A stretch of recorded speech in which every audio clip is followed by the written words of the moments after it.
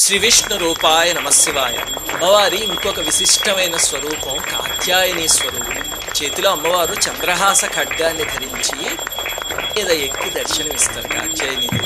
ఆ అమ్మవారి స్వరూపం ఎలా వచ్చింది అంటే, పూర్వం కథ మహర్షి అని ఒక ఆయన ఉండేవారు. ఆయన కుమారుడు కాత్య మహర్షి అని ఉండేవారు. ఆయనకి రెండే కోరికలు.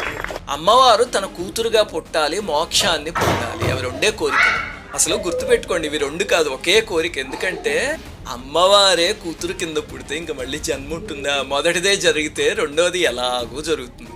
దానికోసం ఆ మహర్షి ఎన్నో ఏళ్ళు ఘోరమైన తపస్సు చేశారు. ఈ లోపల కైలాసంలో ఒక చిత్రమైన లీల జరిగింది. ఏమిటంటే, ఒకసారి పరమేశ్వరుడు పార్వతీదేవి సరసం ఆడుకుంటుంటే అమ్మవారు పొరపాటున పరమేశ్వరుడు కళ్ళు మూశారు.